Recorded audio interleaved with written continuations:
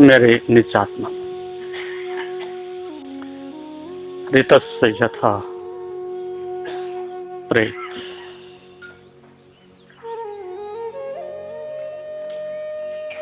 वेद का ऋषि कहता है, आओ उस प्रकृति की माता की गोद में, आओ उस जीवन की शरण में, आओ उस अमृत की तलाश में, आओ अपने स्वरूप में वापिस लौटने के। ऋतस्य, ये एक ही शब्द संपूर्ण अस्तित्व का प्रतिनिधित्व करने में सक्षम है। जो अपने सहज स्वरूप को तलाशता है, वह अपने स्वरूप में उस अमृत को प्राप्त करके सदैव द्वंद्व से, दुख से मुक्त हो जाता है। साधक का पहला लक्ष्य यही है कि ऐसी प्यास जगे, ऐसा एक पवित्र प्रेम जगे, जीवन के प्रति एक ऐसा लक्ष्य जो उसको मंजिल से पहले रुकने ना दे। इसलिए साधक सदैव स्वयं का विस्तार करता है, संसार का नहीं। हमें से अधिकांश दुर्भाग्यशाली प्राणी ऐसे ही हैं कि संसार का विस्तार करते हैं, और जैसे मकड़ी स्वयं अपने जाले में फंस जाती है, ऐसे ही प्राणी स्वयं अपने ही माया के, भ्रांति के, अज्ञान के जाले में फंस के अपने जीवन को समाप्त कर डालता है। कई बार साधक पूछते हैं, नास्तिक बुद्धि के लोग पूछते हैं, संसारी व्यक्ति पूछते हैं कि ना मिले परमात्मा तो क्या हानि है। लेकिन हानि का भी पता तभी चलता है जब लाभ का पता चले। जिसने लाभ को जाना हो वो हानि को जानता है, जिसने प्रेम को जाना है वो घृणा को जानता है, जिसने जीवन को जिया है, जीवन को जाना है, वो मृत्यु की पीड़ा को जानता है, जिसने त्याग को जिया है वो मोह की पीड़ा को जानता है। जब आपके हाथ से कुछ छूट जाता है तब आपको क्या हानि है उसका पता चलता है। जैसे किसी बच्चे से पूछें कि जवान होके क्या मिलता है, वो आपकी तरफ को एक तक देखता भर रहेगा, क्योंकि उससे पता ही नहीं अभी जवानी क्या है, तो उसके विषय में क्या हानि हो सकती है, क्या लाभ हो सकता है, क्या जवानी का सौंदर्य हो सकता है, उसके विषय में वो कुछ भी नहीं कह सकता। जब वो जवानी को जिएगा और देखेगा तब उसे पता चलेगा जवानी नहीं होती तो क्या खो गया होता। या कोई अंधा आदमी पूछे कि सूरज नहीं दिखेगा तो क्या हानि है, सूरज दिख गया होता तो ही हानि का पता चलता, जिसको सूरज दिखा ही नहीं तो हानि के विषय में भी कुछ नहीं कह सकता। ऐसे ही आपने कभी जीवन को जिया ही नहीं, तो जीवन को ना जीने से क्या हानि हो सकती है, क्या पीड़ा हो सकती है, उसके लिए आप अनुमान नहीं लगा सकते। अभी तो जीवन को आपने छुआ ही नहीं। संसार में भी कोई कुंवारा है तो जीवन कुंवारा है बस। जिस दिन आप जन्म लिए थे उस दिन भी जीवन कुंवारा था, और जब आप अंतिम सांस के साथ अलविदा होते हो तब भी जीवन कुंवारा होता है।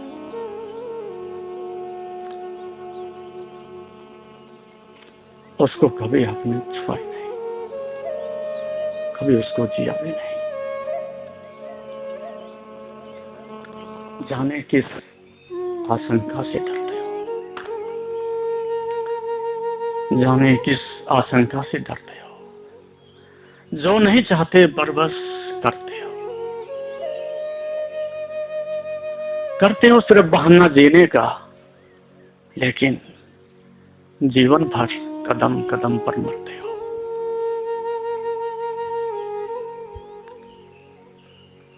ये पीड़ा है। आपने एक भ्रांति का जीवन जिया है। आप ना इस किनारे के हो और ना उस किनारे के हो, मझधार में हो। इसलिए जीवन में इतनी पीड़ा है, इसलिए इतनी अराजकता है, अशांति है। पेट भर भोजन मिल जाता है तो उससे आनंद तो नहीं मिलता, कुछ संपदा हाथ में आ जाती है तो शांति तो नहीं मिलती। ये तुम्हारा अनुभव भी जानता है। अभी तो विपरीत होता है। जब कम था तो कुछ ठीक थे, लेकिन जितना संसार इकट्ठा होता है उतना अधिक पाप और पुण्य दोनों के बीच में दरार पैदा हो जाती है। पाप बढ़ता चला जाता है। ये परिभाषा है। जितने आप दुखी, व्यथित, हीन भावना से भरते हो तो सोचो कि संसार के दलदल में और फंसते जा रहे हो। तो जाने किस आशंका से डरते हो? आशंका है यदि यही जीवन है तो फिर जीने योग्य नहीं। यदि यही संसार है तो फिर रहने योग्य भी नहीं। यदि यही संबंध है तो फिर संबंध बनाने योग्य भी नहीं। यदि यही माता पिता और पति पत्नी और गुरु शिष्य के संबंध है तो फिर जीवन का अर्थ क्या है, इसके ऊपर संदेह होता है। क्योंकि जहां भी आप कदम बढ़ाते हो वहां आपके हाथ में पीड़ा होती है, पराजय हाथ में आती है और निकटता नहीं, दूरी पड़ती है। धर्म का पहला कदम यदि सही दिशा में जाता है तो आपको नजदीक लाता है। अधर्म का मार्ग पहले कदम पर ही दूरी बढ़ाता है। तो संसार की तरफ जब आप बढ़ते हो तो भ्रांति पैदा होती है और फिर धीरे धीरे जीने का एक जो साहस है वो मनुष्य खो बैठता है।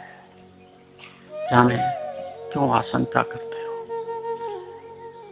भ्रांति, संदेह, आशंका, द्वंद्व, ये सभी मनुष्य के चारों ओर उसका प्रतिनिधित्व करते हैं।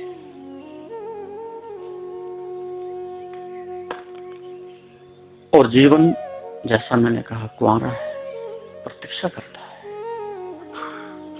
लेकिन आशंका होती है, हमारा अनुभव संसार का अनुभव है, अपना अनुभव तो हमारा 1% भी नहीं।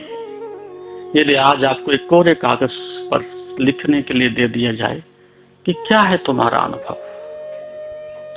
प्रेम का अनुभव, जीवन का अनुभव, परमात्मा का अनुभव, योग का अनुभव, शांति का, आनंद का क्या अनुभव है तुम्हारा, लिखो तो सही।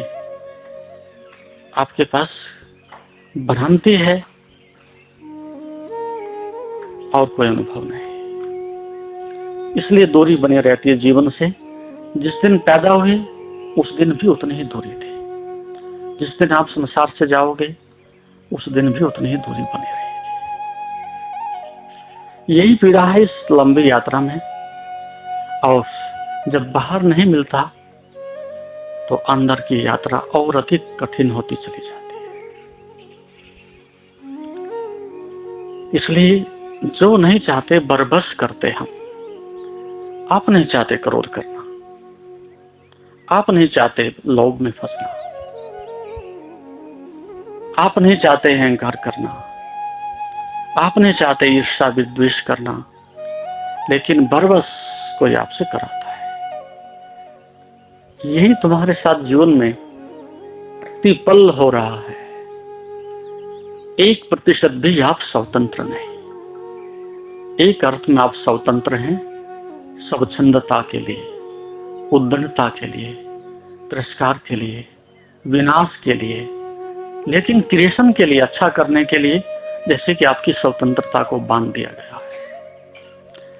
उस दिशा में कभी भी आपकी बुद्धि,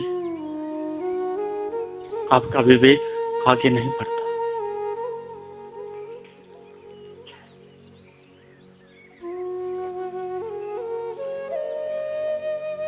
तो बरबस करते वही, रोज रोज हम वही करते हैं जो करना नहीं चाहते। उसकी पीड़ा भी बहुत भारी होती है, लेकिन तुम्हारे पास और कोई विकल्प भी नहीं होता।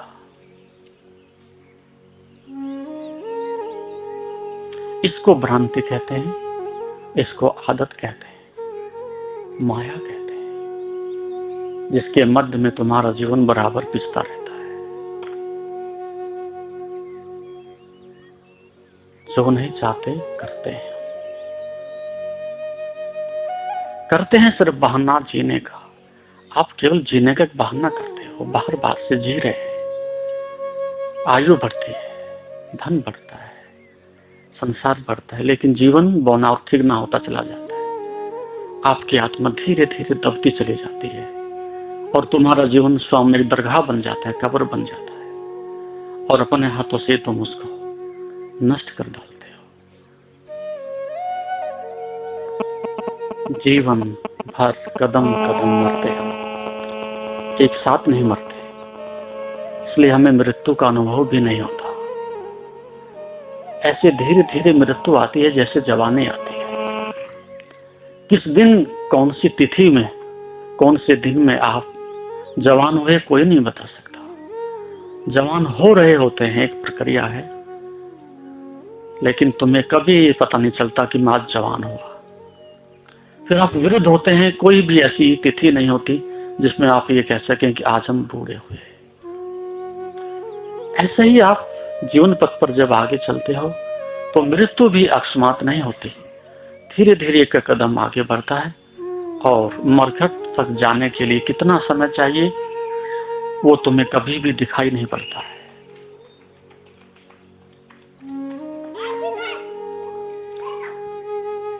इसलिए जीवन कुंवारा है, धर्म अछूता है, ईश्वर से, आत्मा से तुम्हारा कोई नाता नहीं है।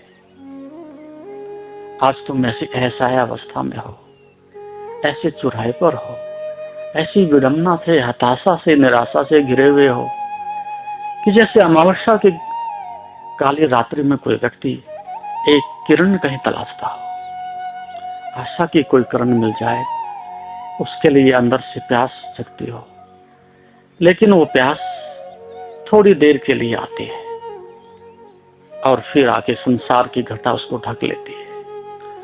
24 घंटे में ऐसा कितनी बार, कई बार तो आपके जीवन में अवश्य होता है।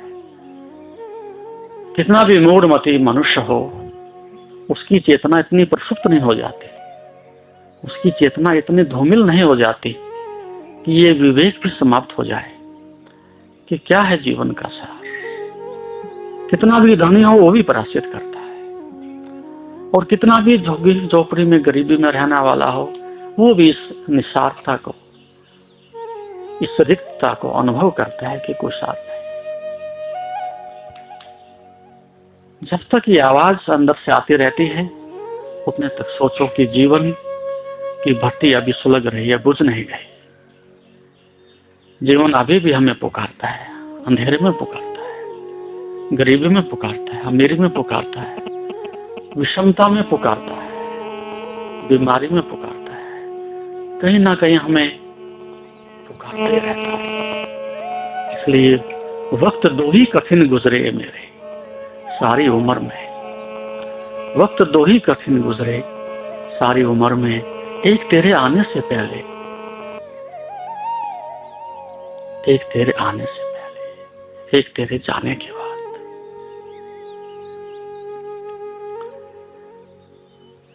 जब ये भक्त, ये साधक जगता है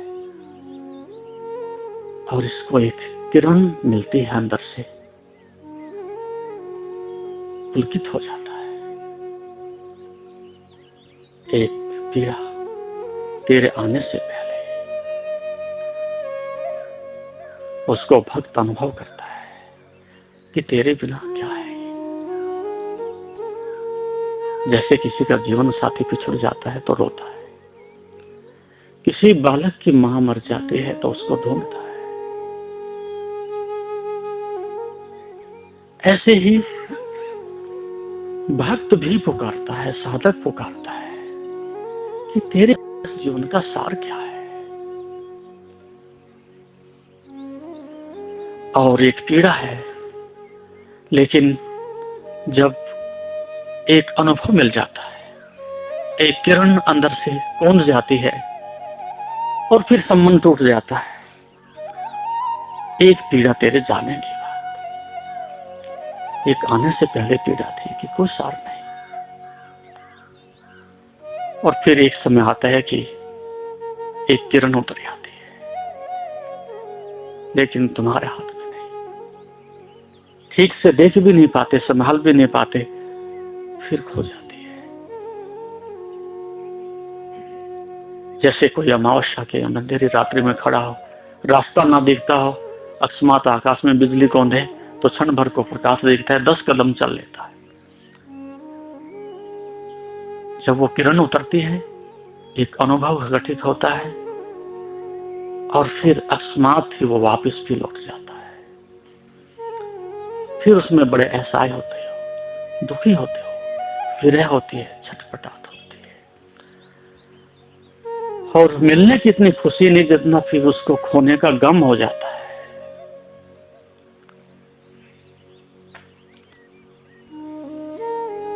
मछली को पूछो, यदि सागर से बाहर क्षण भर के लिए निकाल दे तो उसकी पीड़ा का अंत नहीं।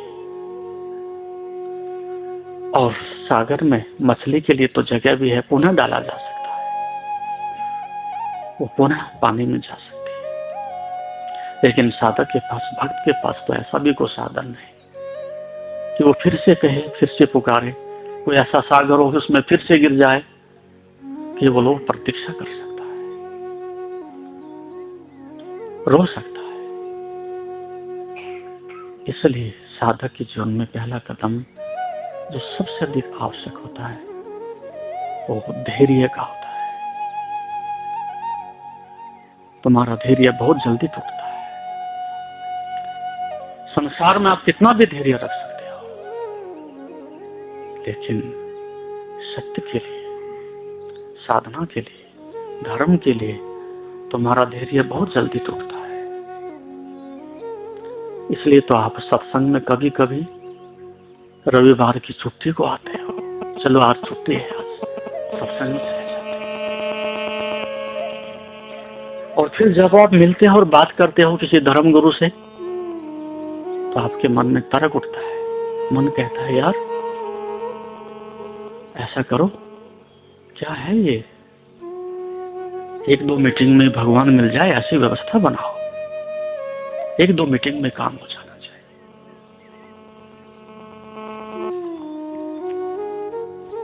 जिसके पास ऐसा छिछला, सरफेशियल, चुल्लू भर जल है, वो यात्रा नहीं कर सकता। अथाह अनंत जीवन भी जाता हो और उसके बदले में एक बूंद भी मिलती हो तो मैं देने के लिए राजी हूं, समृद्ध के लिए। तो साधक प्रतीक्षा कर सकता है, तब खड़ा हो सकता है उसके लिए। अभी भी आप अपने हृदय को टटोलिएगा, कितनी बार निरुत्साहित हो जाते हो, हृदय विदीर्ण हो जाता है, कितने दिन हो गए बैठे बैठे कुछ होता नहीं, शिकायत करते हो, कोई अनुभव तो होता नहीं। जैसे बैठे थे विचार ही विचार चलते रहे, दुनिया आती रही जाती रही, संघर्ष करते रहे और फिर वैसे वापस आ गए। नहीं, ऐसा नहीं। आपको पहले तो यही निर्णय करना पड़ेगा कि तुम्हारी दिशा निर्धारित हो जाए। जब तक तुम्हें संसार में रस है, संसार का विस्तार करने की आकांक्षा है, बाहर भागने की आदत है, उतने तक अंदर नहीं जा सकते। एक दिशा में ही आप आगे बढ़ सकते हो। इसलिए यदि संसार से आप वापसी करना चाहते हैं तो वो वैराग चाहिए, तड़प चाहिए, प्यास चाहिए। इसलिए गुरु आपको हाथ में सत्य तो नहीं दे सकता, लेकिन उसके साथ उठोगे, बैठोगे, ध्यान करोगे, सत्संग करोगे तो एक ही कार्य होता है 24 घंटे, तुम्हारी प्यास जग जाए। प्यास जग जाए तो फिर तुम्हारे लिए चारों तरफ अमृत ही अमृत है। लेकिन एक आश्चर्य की बात है और दुखद भी है, जैसे किसी घोड़े को आप नदी तक ले जा सकते हो पानी पिलाने के लिए, वो ना पिए पानी तो आप क्या कर सकते हो। गुरु आपको अधिक से अधिक अपने निकट ला सकता है, अपने घाट पर ला सकता है, अपने तीर्थ पर ला सकता है, लेकिन गर्दन पकड़ के जबरदस्ती तुम्हें शरणागति नहीं दे सकता, समर्पण नहीं दे सकता, सत्य तुम्हारे हृदय में नहीं डाल सकता। ये अमृत पियो, इसके लिए तुम्हें बाध्य नहीं कर सकता। एक अवसर देता है, नजदीक लाता है, प्यास जगाता है। और नदी कितनी भी नजदीक हो, फिर भी छुप के चुल्लू से पानी तो तुम्हें पीना पड़ेगा। गुरु कितना भी श्रेष्ठ हो, कितना भी नजदीक हो, कितना भी अनुभवी हो, लेकिन शिष्य को बिना अनुभव के वो सत्य, वो आनंद, वो समाधि प्राप्त नहीं होती। पर ये दुख है, गुरु को भी दुख है। अतीत के जितने ऋषि हुए उनको भी पीड़ा होती है, हृदय में करुणा भी होती है कि हम अनुभव को दे दें, लेकिन यह असंभव बात है। यदि अनुभव भी दिया जा सके तो फिर सत्य का कोई अर्थ नहीं रह जाता,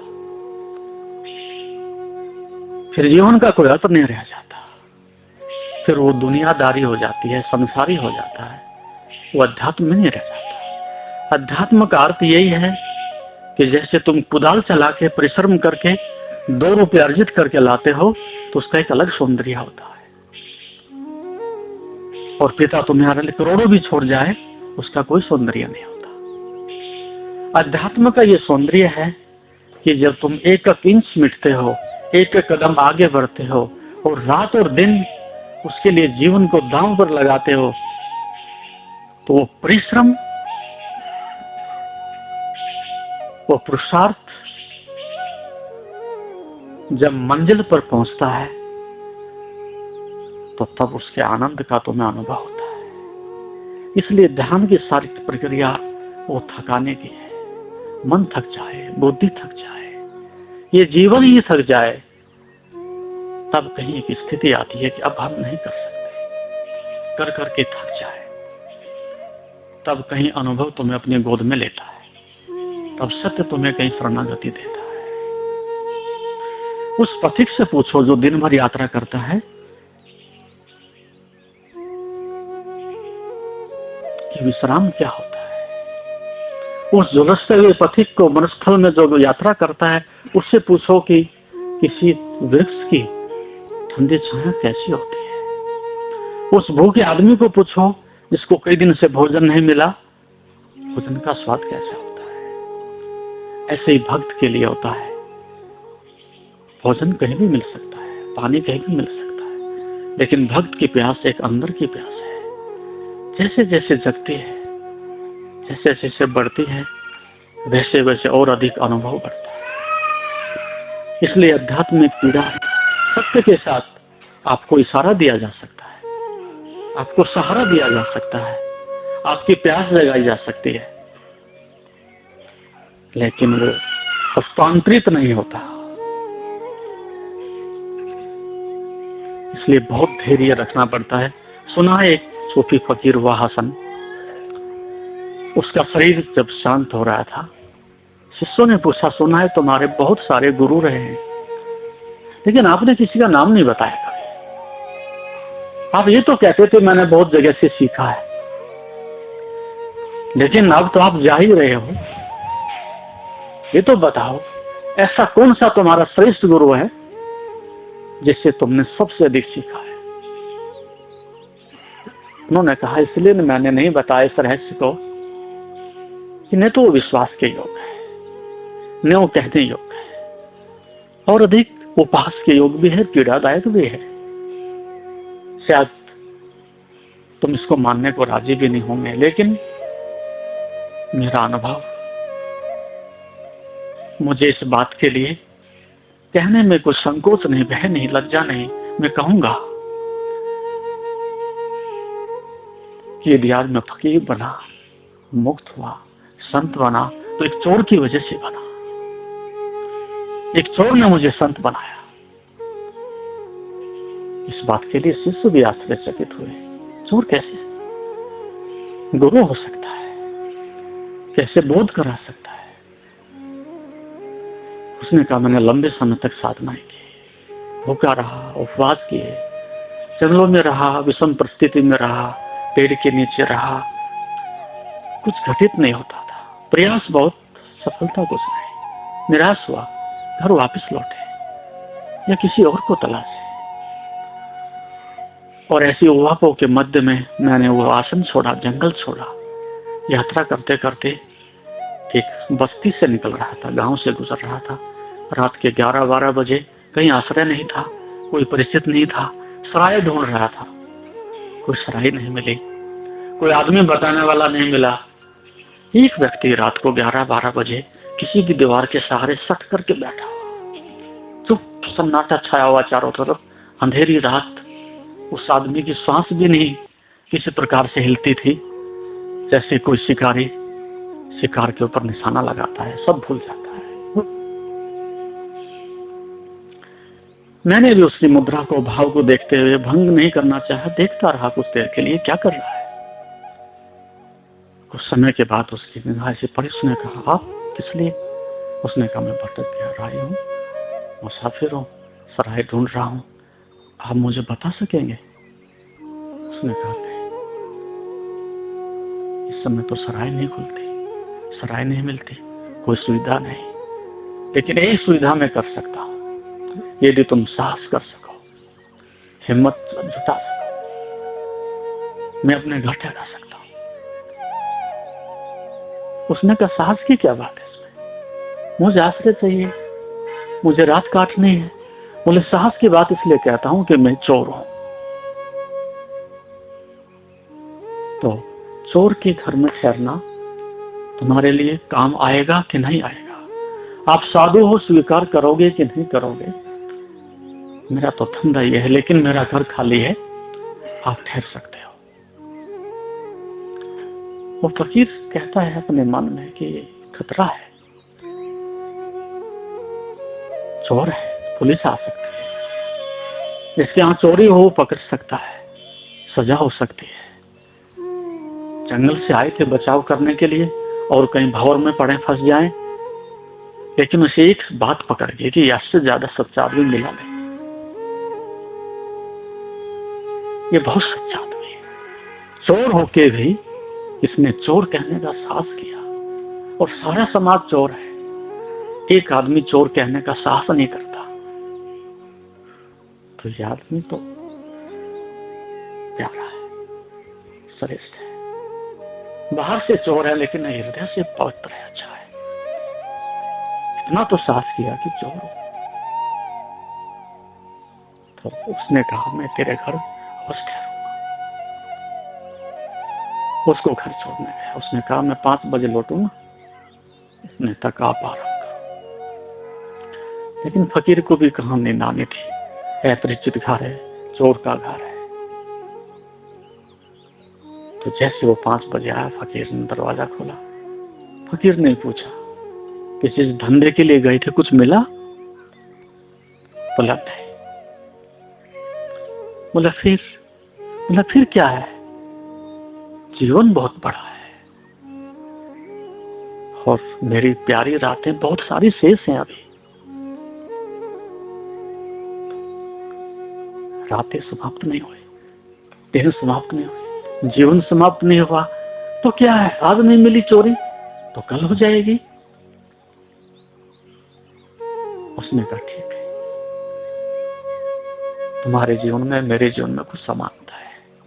मैं भी सोचता था परमात्मा आज नहीं मिला, कल मिल जाएगा। दिशा विपरीत है, लेकिन लक्ष्य दोनों का एक ही। वो अगले दिन फिर गया, फिर नहीं मिला। चोर ने उत्सुकता, साधु ने उत्सुकता से पूछा, कुछ मिला? बोले नहीं, कुछ नहीं मिला, लेकिन चेहरे पर कोई दुख नहीं। ये कल का भोजन है, आनंद से खाएंगे और फिर जाएंगे काम पर। अपना तो धंधा यही, और लगी तो एक बार को ऐसे लगेगी कि साल भर के काम हो जाएंगे। नहीं है तो क्या मुसीबत है, और अपना खोता भी क्या है। तो इसमें मेरा इन्वेस्ट तो हो नहीं रहा कि फैक्ट्री घाटे में चलेगी, कुछ ना कुछ मिलेगा। तो कहते हैं फकीर में 1 महीना ठहरा और महीने भर में संयोग की बात 1 दिन भी चोरी नहीं लगी। लेकिन कोई घबराहट नहीं, कोई पीड़ा नहीं, कोई प्रायश्चित नहीं। बोले उसी दिन से मैं साथ हो गया। अरे चोर, इतना धैर्य, इतनी प्रतीक्षा, तो मैं क्या नहीं कर सकता। फिर मैं वापस लौटा और फिर मैंने तपस्या की। ऐसे तुम सबके अंदर छिपा है, तुम उस चोर से कहीं ज्यादा श्रेष्ठ हो एक दृष्टि से, कि तुम्हारे पास कम से कम बीज है, भूमि है, आधार है, संस्कार है, दिशा है, साधन है, अतीत का भी है और वर्तमान का भी है। लेकिन एक कमी है कि धैर्य नहीं, एक कमी है कि वैराग नहीं। जो मरण धर्मा है, जो जा चुका है, उसकी कोड़ी भर के बैठे हो। जो तुम्हारा नहीं हो सकता उसको तुम अपना बनाने की कोशिश में जितना अपना समय, धन और शक्ति लगा रहे हो, उससे आगे भी जो तुम्हारा हो सकता है उसके लिए तुम परिश्रम कर सको, तो तुम्हारे साधु बनने में, श्रेष्ठ बनने में, आनंद की वर्षा होने में कोई संदेह नहीं। लेकिन शक्ति तो पूरी उधर लगी हुई है। एक असंभव मांग कर रहे हो, जो नहीं हो सकता है उसको अपना बनाने की जो आप कोशिश कर रहे हो। ना शरीर हो सकता, ना संसार हो सकता, न धन हो सकता, न संबंध हो सकते, ना नौकरी हो सकती।